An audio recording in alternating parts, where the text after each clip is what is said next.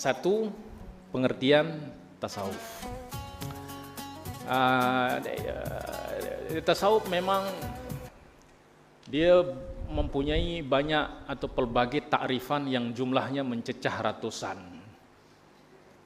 Ya. Kenapa boleh banyak itu sebab tasawuf itu adalah halah rohaniyah, keadaan rohani, dan masing-masing akan menyifatkan keadaan itu dengan apa yang dia alami. Ya. Nah, kepelbagaian takrifan ini berpunca daripada perbezaan sudut pengungkapan serta variasi keadaan rohani atau ahwal yang dialami oleh para ahli tasawuf. Dari segi takrif lughawi bahasa, memang ini pun banyak perselisihan di kalangan para ulama. Sehingga ini yang menyebabkan sebahagian orang kata tasawuf ni bid'ah, tak ada zaman Rasulullah. Betul lah, semua ini tasawuf tak ada. Sebagai ilmu yang bersifat teori memang tidak ada. Fiqh pun tak ada, nahwu pun tak ada, sorof pun tak ada, semua tak ada. Tapi praktikal dia sudah ada. Rasulullah diutus kepada kita apa? Diutus kepada kita liyu'allimakumul hikmata wa yuzakkikum. Allah turunkan Rasul itu untuk mengajarkan kita hikmah, wa yuzakkikum, dan untuk menyucikan jiwa kita. Jadi inti tasawuf itu adalah, ya, nanti akan kita sebutkan di dalam akar sejarah tasawuf itu. Ya. Nah, bahkan tasawuf ini adalah inti kepada ajaran Islam. Sebab tadi saya sebutkan bahwa agama itu ada 3 rukun, iman. Oke. Iman, ilmu tentang iman itu kita belajar dalam ilmu apa? Ilmu yang membahas tentang iman. Ilmu apa? Disebut apa? Ilmu tauhid, ilmu akidah, atau ilmu kalam. Semua itu adalah macam mana kita memahami hakikat iman.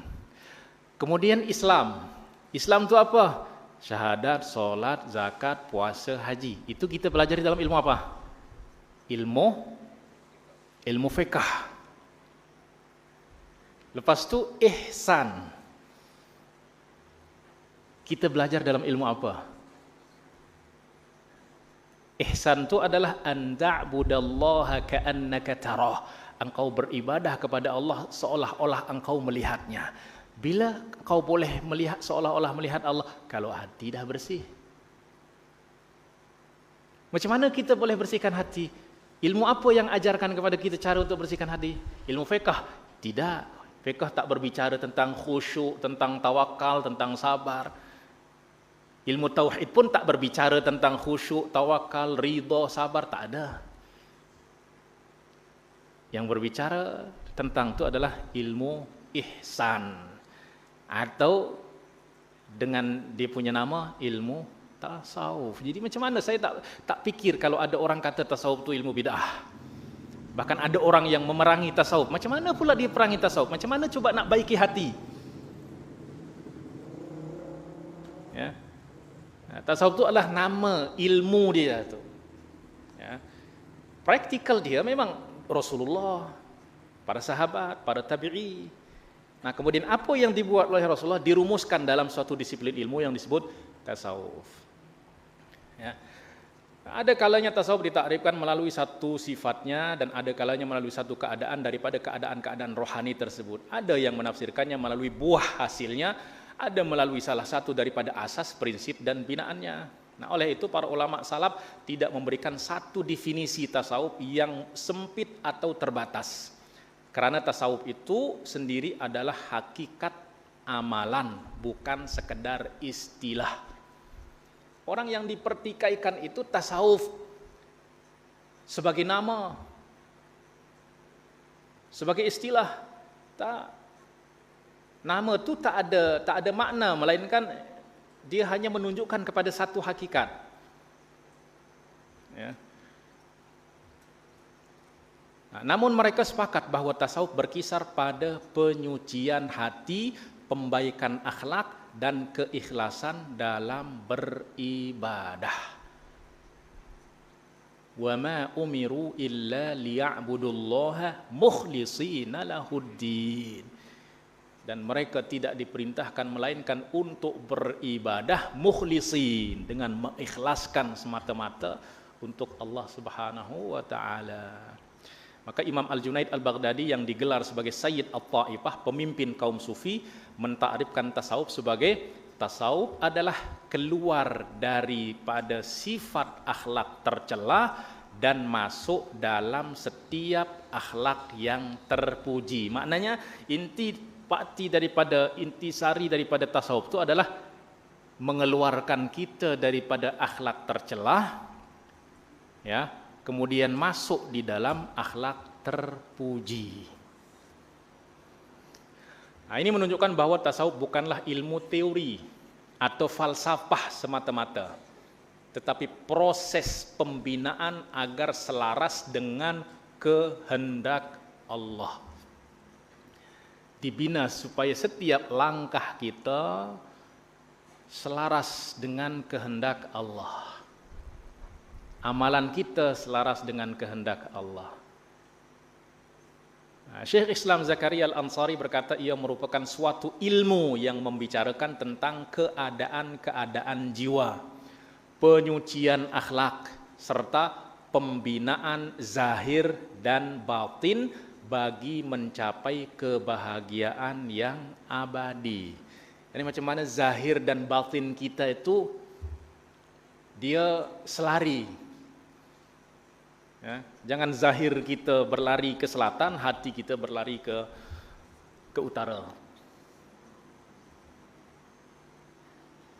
Ya. Nah, kita solat, Allahu Akbar. Sepatutnya hati kita kemana? Menyaksikan kemahabesaran Allah Subhanahu wa Ta'ala. Dan itu menuntut kita melupakan segala sesuatu yang besar, yang penting selain Allah. Tapi ini tak. Mulut kita kata Allahu Akbar, hati kita berada dalam beribu-ribu masalah besar. Maknanya hati kita tak selari dengan apa yang dilakukan oleh fisik kita, fisikal kita. Hati kita kata wajjahtu wajhiya lillah, aku menghadapkan wajah hatiku kepada Allah. Tapi hati kita kemana? Tak tahulah, berkelana ke sana kemari. Padahal kita kata wajjahtu wajhiya lilladzi fatara, mengarahkan hati kepada yang menciptakan, tapi hati kita pula berlari kepada yang diciptakan.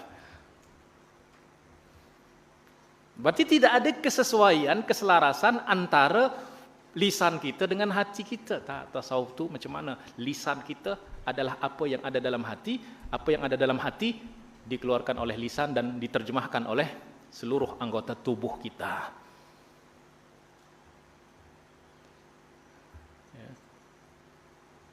Nah, oleh sebab itu orang yang soleh itu adalah orang yang berbuat baik. Orang yang berbuat baik itu adalah orang yang hati dia baik.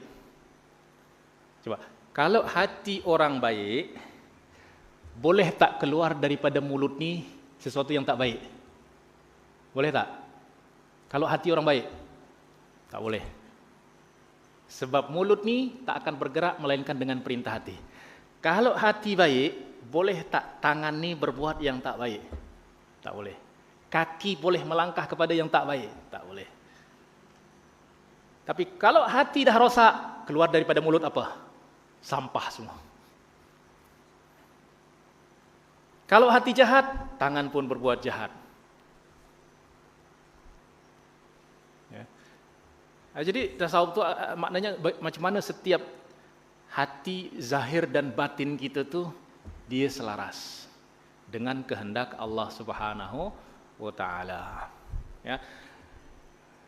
Manakala Syekh Zarruq berkata ia merupakan satu ilmu yang bertujuan memperbaiki hati serta mengosongkan kerana Allah daripada selainnya. Ya. Tujuan akhir daripada tasawuf itu adalah mengosongkan hati daripada selain Allah. Ya, nanti pada ada yang pengosongan itu disebut sebagai atau toharoh, bersuci. Nah, kita paham bersuci itu adalah berwudu, mandi. Nah, itu adalah tahapan awal daripada bersuci, yaitu mensucikan zahir daripada kotoran-kotoran zahir. Lepas itu ada tahapan kedua, yaitu mensucikan zahir kita daripada kotoran-kotoran maknawi. Ya. Lepas itu membersihkan batin daripada kotoran batin. Lepas itu membersihkan sir daripada segala sesuatu selain Allah. Ya, nanti saya akan jelaskan ya, tahapan-tahapan itu. Itu beberapa takrifan para ulama tentang tasawuf. Jadi walaupun beragam kata-kata yang mereka ucapkan di dalam mendefinisikan tasawuf, tapi hakikat dia sama. Tujuan dia adalah ilmu tasawuf itu inti dia adalah ilmu tentang hati.